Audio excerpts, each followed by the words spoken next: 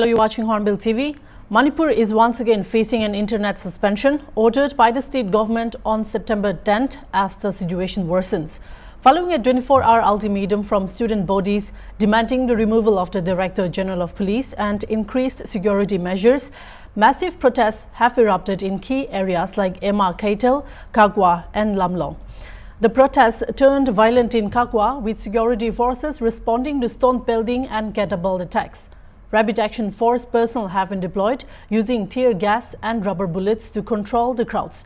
Despite protective barriers being set up, tensions remain high. In addition to the protests, the state is also dealing with drone bombings and rocket attacks. Investigations are ongoing and there are reports these cases may be handed over to the National Investigation Agency. We'll now go live to our correspondent Mubashir for the latest updates on the ground. Hi Mubashir, thank you for joining me. Yes, Naomi. Mubashir, yes, to start off with our conversation here, Mubashir, can you update us on how the violence escalated overnight and then especially in volatile areas like Kagwa? And could you walk us through how these protests initially started and escalated so quickly, and also why Kagwa in particular saw such intense of violence last evening? Well, Naomi, the agitation erupted around noon time. But by the time the students' deadline expire, after that, the protests happened in different areas, not only at Kagwa, but at different areas. Like in Airtel area, there was an intense agitation by the student bodies and by other element also. The agitations and the scuffle between the police and the protester was going on for a quite long time till night yesterday. More than 80 people, mostly students, have sustained some or other form of injuries and are all admitted to different hospitals. Right now, curfew has been clamped down in both Impal East and West district, and strict measures have been taken up. The security personnel have formed a ring around the sensitive areas like Ras Bhavan area, Chief Minister's Secretariat, etc. And only a few selected vehicles are allowed to pass through this the high security zone area. Otherwise, acute security measures have been taken up so far since early morning. The internet has been shut down since yesterday evening, and communications, the flow of communication is very low at the moment. The situation remains very tense at the moment. As the day progressed, the protest could erupt any time, with the student bodies forming groups and protesting in different directions in and around Impal City. So the situation remains tense. Yes, Naomi. All right, Mubashir, like you've just mentioned, around 80 people have been admitted in the hospital. So how is their condition as of now, and are we seeing any new security measures being deployed today, especially after last evening's tensions? And what is the atmosphere on the streets this morning in terms of both civilian activity and the presence of security forces? As the curfew has been clamped down and all the schools and colleges are closed down. In the early morning time, some people came out to buy vegetables and some essential items. But by the time around 9 a.m., the street look deserted. Nobody is out here. As far as security measures are concerned, the report said that 2 more battalions of CRPF are being called into the state. Around 2,000 more CRPF personnel will be arriving in the state. Other than that, already there is a huge presence of security in the state. RAF personnel, which is Rapid Action Force personnel, which is another branch of CRPF, are being deployed in all the vulnerable locations. They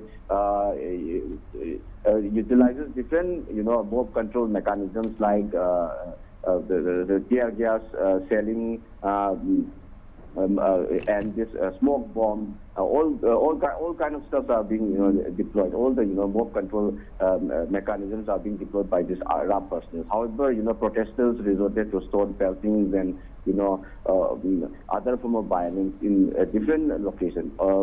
Entire night there is people came out in large number, and people people were burning down one or other things in different traffic islands or in between right in the middle of the roads. So the situation remains tense. However, there is no major, there is no major injury or major casualty at the moment. Even though the 80 people are being admitted to different hospitals, they are said to be in a very, stable situation, as they are, they just,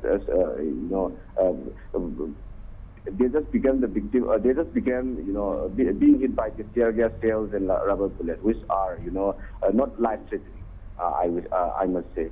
By and large, the situation remains critical at the moment. Internet being shut down. When we talk to the people in the street, they said that they feel like it's back to the square one, or it's back to the day last year when the state was going through intense agitations and all those kind of stuff. That is last year during the May, the crisis was at the peak. People are seeing the similar kind of thing at the moment. People are saying that even though the violence in the state it's become almost 1 year, nothing much has been progressed at the moment. The curfew been clamped down, the protests still being going on, and internet, as far as internet shutdown is concerned, it affected badly to the people who are engaged in online activities, banking related services, even online classes. So it affected the day-to-day activity as well as the employment related activities of the state. So people's discontentment is at the highest level at the moment. So anything can happen, because the people when there is so much discontentment in the society, the protest could happen from any corner. Yes, Naomi, back to you.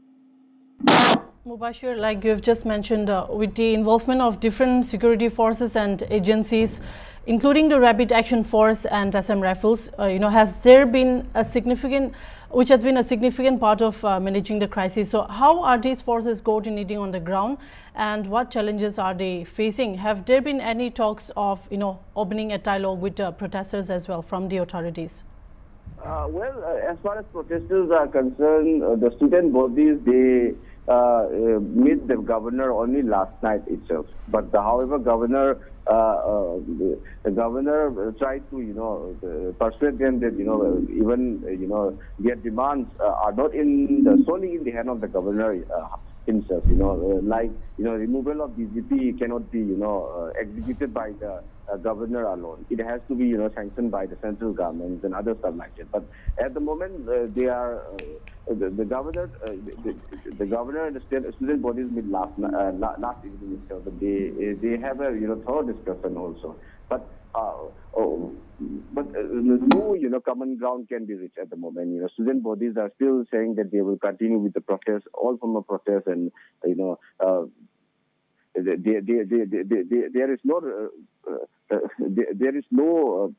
seems to be no end to the confrontation at the moment. As far as security measures are concerned, other than the central security forces, state police is also being engaged in different areas, and all form of this control mechanism, crowd control mechanism being deployed. But when when the protests are happening at such a humongous scale, it is always going to be difficult, because protesters came out from any unexpected location also.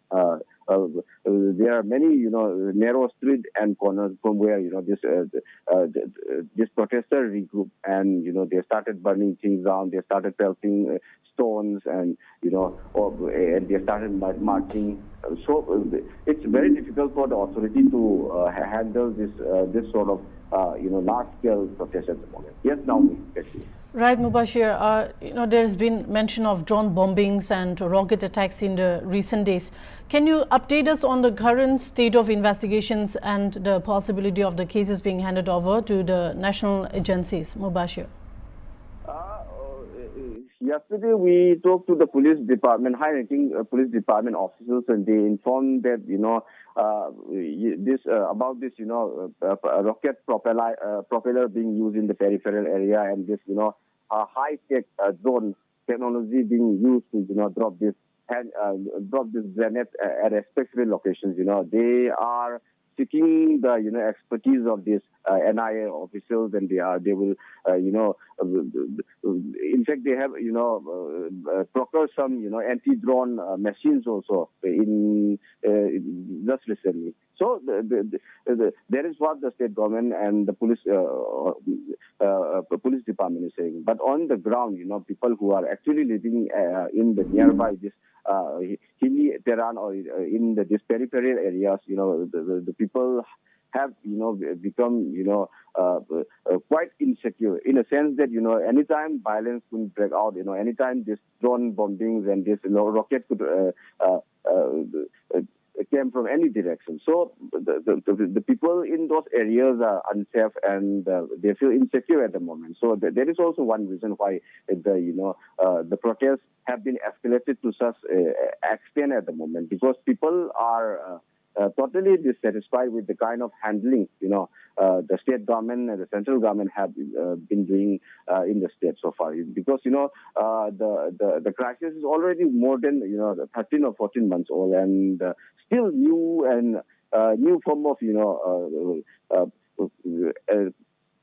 assaults or new form of confrontation are being happening between the two sides, like this drone bombing and this rocket propeller being used, or the other day there is a confrontation between two sides at the Ziriban side also. There is the report of some people individuals being killed, etc. So the people are expressing their anguish and frustration also because the government failed to protect the life and properties of the individuals. So it is bound to happen. Yes, Naomi, back to you. Mubashir, now with the internet suspension back in place, how are the authorities trying to coordinate with the protesters, and also how are they responding to the protesters as well? For the government, they have the access to the internet for the government machinery and their different department. I think they will their line of communication is always open. But at the moment, the unexpected natures, all the protests is what government are dealing with. At the moment, the protests could normally what is as a trend. Normally, what is happening is most protests usually begin from noon, and as the day progresses and as during the night time, it increases to extreme level, and government are also making sure that as they try to control the mob and the crowd, they in the process they do not hurt not many people, or not many people got sustained injuries in the process, because once this it can only backfire to the government at the end of the day.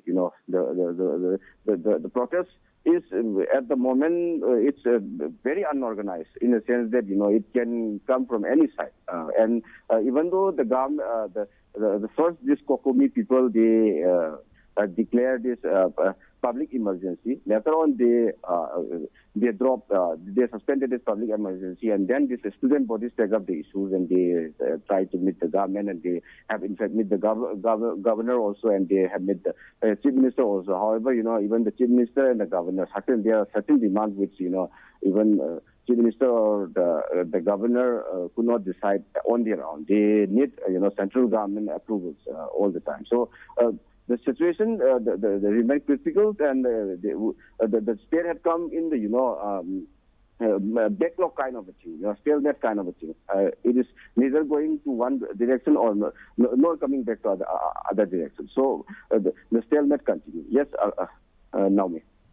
Right, Mubashir. So with the ultimatum already expired, do we expect any significant developments today in terms of demands for changes in leadership, and how crucial is today in shaping the next phase of this conflict? It's a crucial day. I must say, Naomi, it's a crucial day in a sense that if the government could somehow manage to